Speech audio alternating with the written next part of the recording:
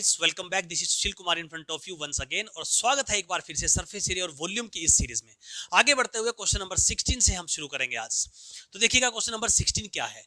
Diagonal of a cube is 9√3 centimetre, यानी कि diagonal का लेंथ आपको गिवन है एक क्यूब के। टोटल सरफेस एरिया इज, आपको उसका टोटल सरफेस एरिया पता करना है। यानी कि आप क्यूब का टोटल सरफेस एरिया कैसे निकालते हैं, TSA, total surface area of cube आपके पास होता है 6 इंटू साइड स्क्वायर। अब साइड का लेंथ आपके पास है नहीं, यानी कि एज का लेंथ आपके पास नहीं है, यानी ये ए आपके पास एज है, ये आपके पास मेजरमेंट नहीं है। लेकिन आपको ये डायगोनल जो है दोस्तों, ये डायगोनल का लेंथ गिवन है। अपोजिट वर्टेक्स, एक ऊपर और एक नीचे का अपोजिट वर्टेक्स का जो लेंथ होता है that is the diagonal of cube, ये आपको गिवन है, दैट इज दिस। तो डायगोनल ऑफ क्यूब कैसे निकालते हैं हम? Diagonal of cube, diagonal of cube दोस्तों आप निकालते हैं √3 इंटू साइड। उसकी एज का लेंथ को अगर आप √3 से मल्टीप्लाई कर देंगे तो उसके डायगोनल का लेंथ आ जाएगा। क्लियर? किसी भी एक साइड को उठा के, क्योंकि सभी साइड्स इक्वल होते हैं, length of each edge is equal. Clear? So इसका मतलब क्या हुआ कि ये वैल्यू और ये वैल्यू दोनों इक्वल हो जाती हैं। क्लियर? तो यहां पे आपको डायगोनल का लेंथ तो गिवन है, तो आप √3 into side, √3 into side is equal to दोस्तों पुट कर दीजिए 9 इंटू √3 सेंटीमीटर। अब देखिए यहाँ पे स्क्वायर रूट 3 कैंसिल हो गया, तो यहां से आपको साइड का लेंथ यानी एज का लेंथ आपको मिल जाएगा क्यूब का, दैट इज 9 सेंटीमीटर। यानी ये एज का लेंथ हो गया 9 सेंटीमीटर।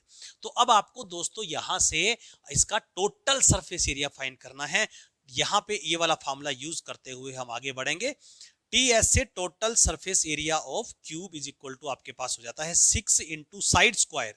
साइड क्या है? 9 सेंटीमीटर स्क्वायर। क्लियर? सो 6 इंटू 9 स्क्वायर क्या होगा? 9 इंटू 9 81 सेंटीमीटर स्क्वायर। क्लियर? इन दोनों का मल्टीप्लाई कर दीजिएगा, 6 1 जा 6, 6 8 जा 48। सो ये आपके पास आंसर आ गया दोस्तों 486 सेंटीमीटर स्क्वायर। 486 यानी बी ऑप्शन आपने पकड़ लिया, यहां पे करेक्ट आंसर हो गया। तो ऐसे बहुत से क्वेश्चन आपको मिलेंगे, कैसे कि क्यूब का डायगोनल आपको गिवन है और वहां से आपको उसका वॉल्यूम फाइंड करना है। तो पहले आप एज का लेंथ निकालें। इससे पहले की वीडियो में आपने देखा, वहां पे आपसे वॉल्यूम पूछा हुआ था और क्यूब का एज का लेंथ गिवन था, डायगोनल का लेंथ गिवन था। तो डायगोनल से पहले हमने एज निकाला, फिर वहां से क्यूब निकाल दो। और यहाँ पे आपको टोटल सरफेस एरिया निकालना है। क्यूब डायगोनल का लेंथ गिवन है, तो पहले हम साइड निकालेंगे यानी एज का लेंथ निकालेंगे, और एज से हम टोटल सरफेस एरिया का फार्मूला हमारे पास होता है 6 into side square, 6 into edge square, तो उसको हम पुट कर देंगे और हमारा आंसर आ जाएगा। ठीक है, चलिए आगे बढ़ते हैं क्वेश्चन नंबर 17 के लिए।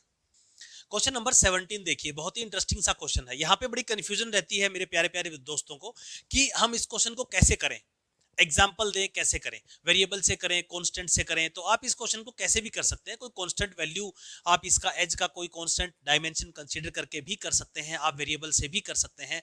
देखिएगा कैसे। If side of each cube is doubled, कहता है कि अगर क्यूब के एज का लेंथ जो है वो डबल कर दिया जाए तो उसके वॉल्यूम में क्या चेंज आएगा।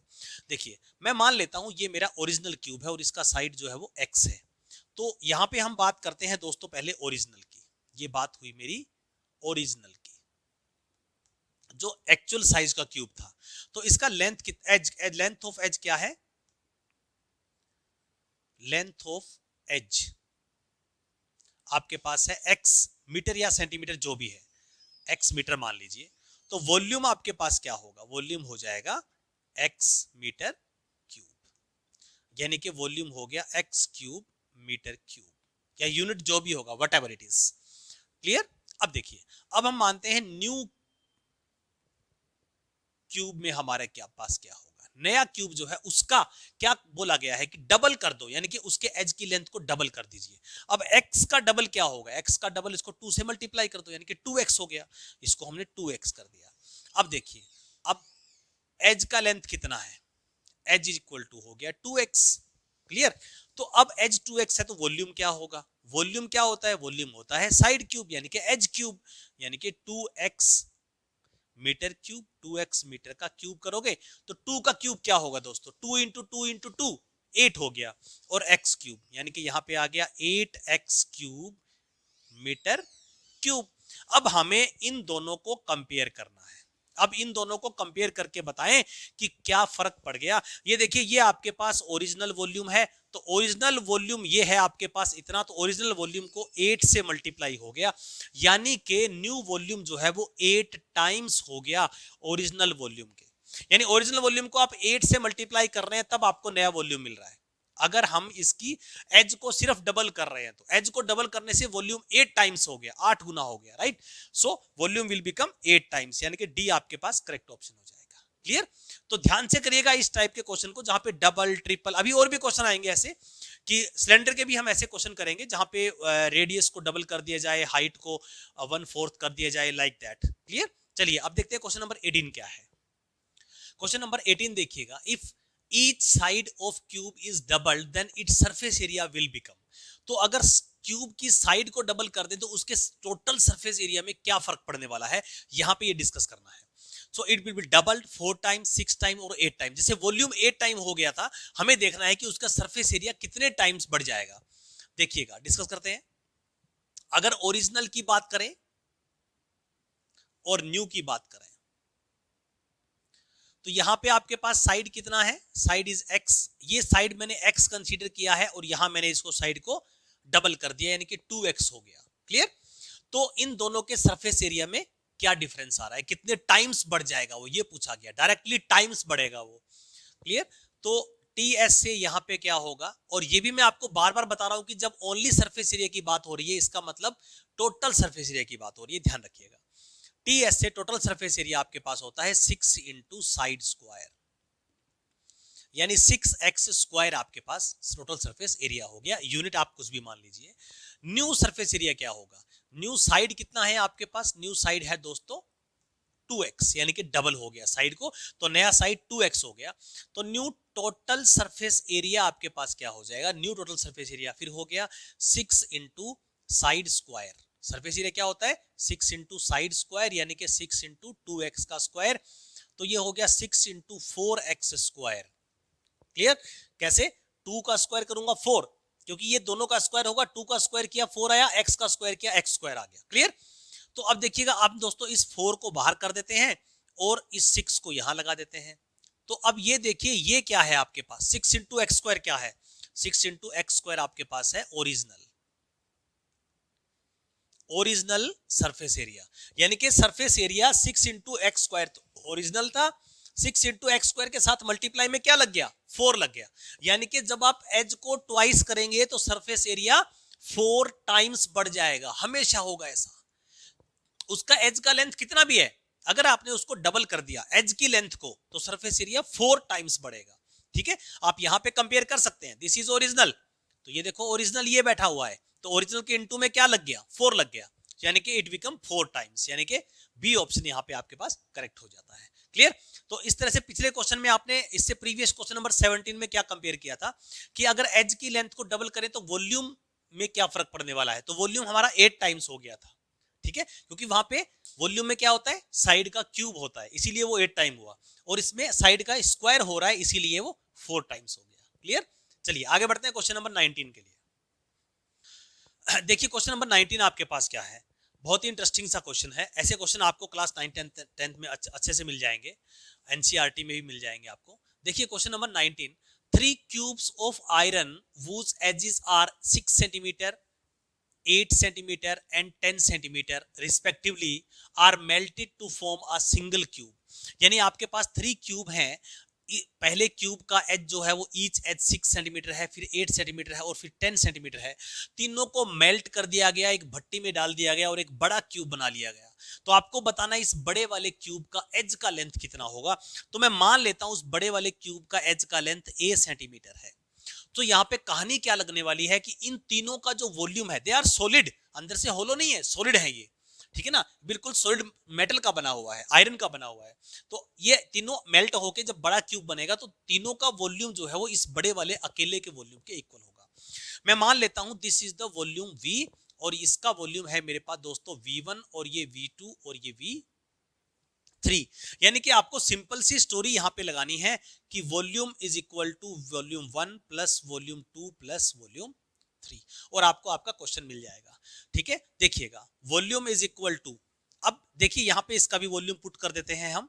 वॉल्यूम ऑफ दिस क्यूब क्या होगा, अगर एज का लेंथ ए है तो एज हो जाएगा साइड क्यूब यानी कि a cube is equal to V1 इसका volume 6 centimetre cube plus second one 8 centimetre cube plus third one 10 centimetre cube. ये आपके पास यहाँ पे तीनों का वॉल्यूम आपने निकाला और उनको प्लस कर दिया, क्योंकि इन तीनों का वॉल्यूम का इक्वल इस अकेले का वॉल्यूम मिलने वाला है आपको। ठीक है, अब ये क्या होगा 6 into 6 into 6 216 centimetre cube plus 8 into 8 into 8 512 centimetre cube 10 into 10 into 10 1000 cube centimetre cube. तो आप इनको प्लस करेंगे बच्चों तो आपके पास ए क्यूब इक्वल टू मिलने वाला है 6 2 जा 8 और 1 + 1 2 और 5 + 2 7 और 1 1728 सेंटीमीटर क्यूब आपको मिल जाएगा। क्लियर? सो नाउ आपको तो वैल्यू किसका निकालना है, एज का, ए का वैल्यू निकालना है।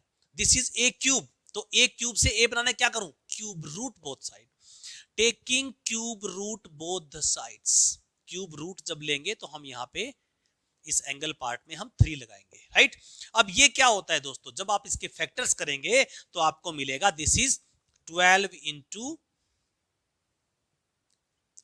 12 इंटू 12 इंटू 12, राइट, और ये सेंटीमीटर क्यूब आपके पास है।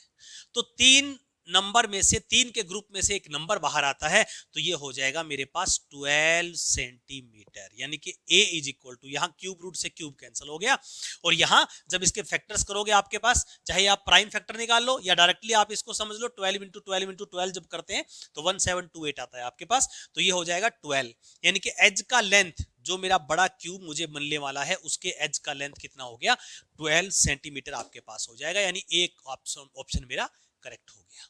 क्लियर? तो इस तरीके से आपको यह समझना है कि आप कॉन्सेप्ट क्या लगाएं।